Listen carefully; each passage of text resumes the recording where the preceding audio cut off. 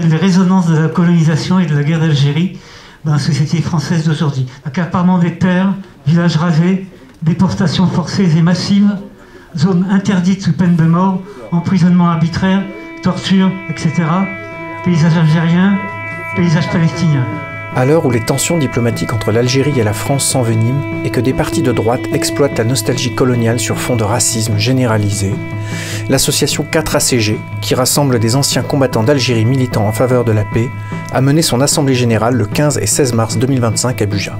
Au programme, décider des nouvelles directions à prendre pour l'association. Je déclare l'ouverture de l'Assemblée Générale extraordinaire. Rappeler à l'aide d'intervenants les crimes contre l'humanité de la colonisation. Il s'agit, me semble-t-il, aussi pour les extrêmes droites et ces gouvernements de faire payer sur le plan politique et symbolique ce qu'ils n'ont au fond jamais accepté, à savoir évidemment la victoire politique du FLN et au fond l'indépendance de l'Algérie. Mais aussi parler des tensions diplomatiques. Il y a une accélération dans une escalade, dans une crise avec l'Algérie.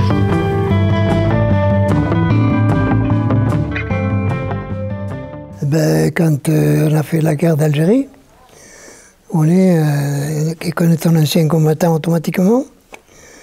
Quand tu es à la retraite, c'est-à-dire 65 ans, on te donne une retraite de combattant, qui à l'époque était de 450 € par an. Et donc moi j'ai fait la guerre d'Algérie, 28 mois, j'ai été blessé, j'ai eu des morts, de la misère, la torture. J'ai dit, tu ne peux pas prendre cet argent, c'est pas possible. J'ai écrit, j'ai téléphoné, on a réussi à trouver 4 personnes qui, comme moi, refusaient cette retraite. En premier temps, ils décident de refuser la carte du combattant. Cette carte du combattant, on ne la veut pas, la pension du combattant, on ne la veut pas, c'est du sang, on ne veut pas. Jusqu'à ce que, je crois que c'est Verniette, enfin, un des 4, dit, mais on est idiots, quoi. Cet argent, c'est l'argent de l'État. On va le prendre, notre pension, on va la prendre, mais on va s'en servir pour rembourser, enfin pour indemniser ceux à qui on a causé des dégâts. Alors c'est là que j'ai compris ce que c'était que cette 4ACG. L'association Anciens appelés en Algérie et leurs amis contre la guerre a pour but de réfléchir, de témoigner et d'œuvrer pour la paix. À cet effet, les membres de l'association financent des actions de solidarité en Algérie et dans les pays, les pays qui souffrent ou ont souffert de la guerre, et on veut rajouter, ainsi que des actions en France qui ont pour but de faire connaître les valeurs humanistes, fondées bien évidemment sur la transmission de la mémoire, et on rajoute, et du plaidoyer contre la guerre. Donc on est parti en Algérie sans savoir où on allait, quoi. On n'avait jamais vu la mer, jamais vu un bateau. C'est comme aujourd'hui si tu partais sur la Lune. Mais une Lune habitée. Voilà. Et on est arrivé là-bas, et là-bas j'ai fait des classes, moi, parce que les classes, la plupart les faisaient en France, mais moi j'ai fait des classes. Les classes, tu apprends à obéir et à tuer pour faire court. Et obéir. Chercher à comprendre, c'est commencer à désobéir. J'ai fait les classes là-bas, et après, quand tu as fait les classes, tu fait un prix pour aller faire la chasse, parce que c'était la chasse. La chasse à ces fameux fellagas, qui étaient des terroristes, comme aujourd'hui. Comme aujourd'hui les bassines, comme aujourd'hui tant d'autres choses. Les méga-bassines. Les méga-bassines, c'était des terroristes. Vous savez fort bien qu'ils voulaient les faire passer pour des terroristes. Ou l'autoroute qui est pas loin de chez nous, là-bas aussi, les écureuils, on voulait faire passer pour des terroristes. Et là-bas, c'était pareil, c'était des terroristes qui foutaient la merde. Peut-être qu'il ne faut pas dire merde. Terroriste, ça va, mais merde, non. Les terroristes qui ils avaient tout essayé, les pauvres, jusqu'en 1954. Qu'est-ce que c'était C'était des indigènes. Le code indigène, c'était le code juste au-dessus de l'esclavage. Donc, les richesses, c'était pour les pieds noirs, en gros, parce que les pieds noirs n'étaient pas riches. Et les Arabes, ils avaient le reste. Ils avaient essayé de faire un tabac et tout ça, de faire un peu plus de justice.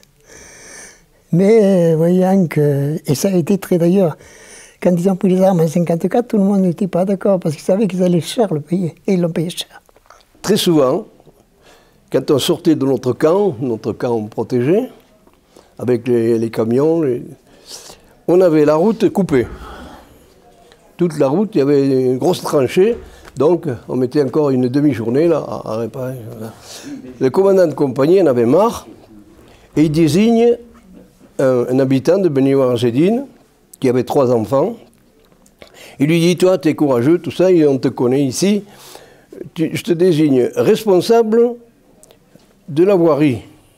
Tu surveilles un peu si... Bon, le gars, on ne dit pas qu'il a accepté, mais il n'a pas refusé. Le lendemain, aux aurores presque, des cris partout, des pleurs, comme ça. Moi, je sors avec mes gars, et qu'est-ce qu'on voit? La route coupée. Au bord de la route, des femmes qui pleuraient, et une qui était à genoux, avec ses 3 enfants à côté. Le mari était au fond du trou, la gorge ouverte, avec un carton sur le ventre. Voilà ce qu'on réserve aux traîtres. Donc, on avait fait fausse route, quoi. Le malheur, pour moi, c'est que, il avait mon rôle de second, c'est que mon sergent-chef Indochine, là, il avait appris beaucoup de choses en Indochine, et son plaisir, c'était de faire capturer, de faire arrêter, de les interroger, mais à la manière dure. Torture. Ah oui, c'était les coups. Bon. Et ça, vous deviez fermer votre gueule. Hein? Vous deviez fermer votre bouche. Alors, au départ, la première fois que je l'ai vu vraiment où dépasser les bornes, il venait d'attraper un gars, il avait roulé de coups. Le gars était par terre. Il lui avait fait boire de l'eau, le gonfler le ventre. Il lui sautait dessus. Mais des trucs ahurissants, quoi. Voilà, je me suis fâché, je dis, je vous rappelle, est-ce que je dois vous rappeler les droits de la guerre? Alors il me dit, lieutenant, vous savez, quelquefois la nuit dans une embuscade, là, la mitraillette peut partir toute seule, hein. Alors ça, le conseil, il a été bien reçu. Je suis entrée en contact avec le responsable du FLN pour tout l'Est de la France. Et j'avais dit, moi, je suis d'accord de vous aider dans la mesure où je refuse à tout prix de porter des armes, mais je suis prête à vous aider. Et c'est comme ça que j'ai commencé à transporter des fonds. Les collectes des ouvriers, c'était leur cotisation. Et je disais tout à l'heure que ça tenait dans mon sac d'école, qui était non pas un sac à dos à l'époque, c'était un sac en cuir, comme ça, un petit sac, une serviette, quoi. Donc c'était pas beaucoup. Et j'allais porter ça où on me disait de le porter, dans une adresse à Paris. Je ne voyais personne, on me disait tu vas là, etc. Voilà. J'ai pas fait ça longtemps, parce qu'après j'ai été arrêtée. Et attendez, ces collectes, elles servaient à quoi? Ah ben, c'était l'argent qui partait. Ça servait par exemple à aider ceux qui étaient déjà prisonniers, des Algériens qui étaient en prison. L'organisation leur fournissait un peu d'argent, mais c'était aussi, ça partait aussi en Algérie. Enfin, moi j'ai jamais su exactement, mais enfin voilà. Donc porteur de valise, c'est en fait quelqu'un qui réunit des fonds pour les envoyer pour supporter les Algériens. L'argent qui était collecté, c'était à Paris que ça arrivait finalement, et il y avait à Paris des gens qui alors rassemblaient beaucoup plus de ces fonds et qui les portaient, ça partait en Suisse après. Et par la Suisse ensuite? Puis après la Suisse, bon, c'était la porte de sortie. Mais vous êtes fait arrêter pourquoi? Pour avoir transporté ces valises, justement? J'ai été arrêté pour avoir... puis pour avoir été vraiment engagé dans le FLN, d'une façon ou d'une autre. J'ai quand même passé une nuit d'interrogatoire qui était un peu c'était intellectuellement très très intense parce qu'il fallait faire attention de ne pas dire des choses, enfin bon. Mais le matin sont arrivés des flics de Paris et ceux-là m'ont dit « Ah, tu veux pas parler? Tu vas voir. » Complice de un tel qui est recherché par le parquet d'Alger, complice de lui, on te met dans un avion et hop, tu verras si les paras ne sauront pas te faire parler. Moi, les paras, à ce moment-là, je savais déjà ce qu'on savait d'eux. Enfin, j'entends, pour moi, aussitôt, moi, mon ventre s'est crispé parce que je me disais, ah non, moi, je ne vais pas tomber entre les mains des paras. Alors là, je me disais, je me suis braquée sur une idée. Comment on fait pour sauter d'un avion? Parce que je me disais, je ne veux pas arriver vivante chez les paras. Comment on fait pour sauter d'un avion? Comment on fait pour sauter d'un avion? Bon, l'histoire s'arrête là. Parce que là, c'était la torture qui vous menaçait. Oui, j'avais la trouille. Ouais. Enfin, voilà. On savait ce qui se passait, quoi. En France, l'histoire récente ressurgit brutalement au centre des débats qui agitent notre société, notamment sur ce qui touche à la colonisation de l'Algérie. Qu'on le veuille ou non, les idées d'extrême droite pénètrent largement les consciences et impactent ces débats. Elles servent à banaliser et à justifier le modèle colonial algérien et les crimes commis durant 132 ans. Elles contribuent à alimenter les campagnes racistes, islamophobes, sécuritaires, anti-immigration, autant de campagnes nauséabondes qui, pour complaire à l'extrême droite, sont aussi reprises jusqu'au plus haut de l'État. J'avais donné comme titre, si ma mémoire ne me trahit pas, un passé qui ne passe pas ou quelque chose approchant.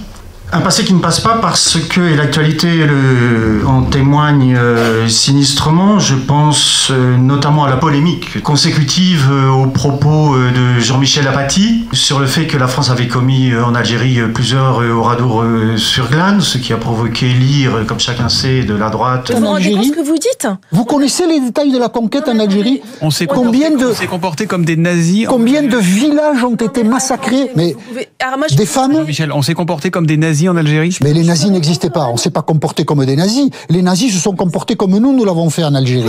Combien de femmes, combien de femmes, d'enfants, mais... On n'a pas mis des... Ah, mais vous ne connaissez pas du tout l'histoire de la conquête, de l'Algérie par la France. Donc, vous voyez, j'ai quand même les chakras ouverts. Vous ne savez pas du tout que les villageois fuyaient les colonnes des soldats français. C'est au peuple français ce que vous venez de faire. On a l'impression aujourd'hui que l'Algérie ressurgit comme un fantôme. Ça enregistre pendant longtemps, il y a mis un...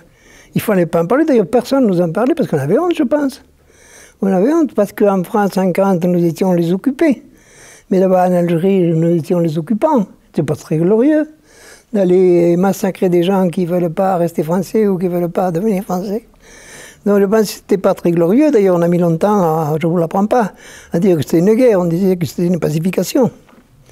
Bon, moi je pense aussi que le fait qu'il y ait maintenant une montée de l'extrême droite en France, c'est un des éléments à prendre en compte. Peut-être qu'il y a l'histoire d'émigrer, des migrants. Parce qu'on ne veut plus d'arabes, je ne vous apprends rien, on veut plus. Et donc, la moutarde monte, et puis de l'autre côté, c'est pareil. Tebboune, il ne veut plus de gens qui reviennent là-bas, et voilà.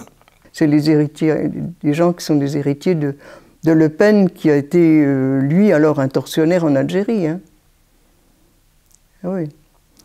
C'est pour ça que, malgré tout, il y a quand même encore maintenant des retombées de la guerre d'Algérie, encore maintenant. Ce qui s'est passé en Libye a fortement marqué en Algérie. Il a fortement marqué en Algérie. C'est-à-dire qu'il y a eu même des discussions entre le gouvernement français et le gouvernement algérien en disant « Mais nous, tout ce qu'on veut, c'est protéger les populations, ne pas laisser... » C'est allé jusqu'à détruire l'État libyen, laissant la région livrée à des groupes armés qui se sont trouvés en possession de quantités d'armes considérables. Et c'est ce qui a créé les problèmes au Mali, au Burkina Faso, en Algérie, et ainsi de suite. Donc, de l'autre côté, la confiance n'existe plus. L'Algérie s'est préparée depuis des années à cette situation. Parce qu'en Algérie, ils sont persuadés qu'il y a un complot, une tentative de déstabilisation de l'Algérie. L'Algérie, elle a investi des sommes considérables dans l'armement. C'est une armée qui s'est dotée des moyens pour défendre le pays. Est-ce que vous pensez qu'on peut encore être pacifiste aujourd'hui en 2025? Moi je crois, oui. Moi je crois qu'il ne faut pas faire la guerre. Parce que la guerre, c'est pour tuer des gens. La guerre, il y a 4 trucs. Il y a ceux qui la décident, les politiques. Eux, ils ont intérêt à faire la guerre. Il y a ceux qui vendent des armes, qui ont intérêt à faire la guerre. Il y a les gens de l'armée qui ont intérêt à faire la guerre parce qu'on monte vite en grade. Seulement, il faut trouver le 4e, le pantin qui va se faire tuer. Eux, ils n'ont pas intérêt à faire la guerre. Nous, on n'avait pas intérêt à faire la guerre. Donc, on te bourre le mou avec la patrie, avec l'auréole français. Et puis, une fois que c'est commencé, c'est facile. Parce que si demain on tue ton copain, t'as envie de tuer l'autre. Si on en tue un, t'as envie d'en tuer 2. Et puis c'est parti. On est contre la guerre.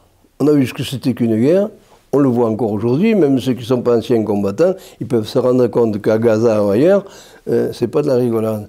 Donc la guerre, il faudrait essayer de les éviter. Mais on n'a pas les moyens de les éviter. On ne peut pas lutter contre la guerre. On ne peut pas faire la guerre à ceux qui font la guerre. C'est perpétuer le truc. Donc, on est dans une position où on a des idées.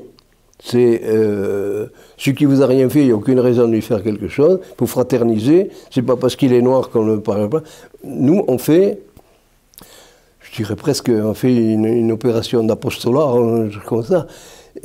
C'est pas du vent, mais du concret. Est-ce qu'il existe un moyen d'empêcher une guerre, hein? Oui, la diplomatie. Les chefs d'État. Mais on n'est ni diplomate ni chef d'État. Nous, c'est au ras du sol là, qu'on essaye de faire quelque chose. Et ça, c'est vachement difficile. Et pour se faire comprendre, et pour être efficace. On en est là. Oui.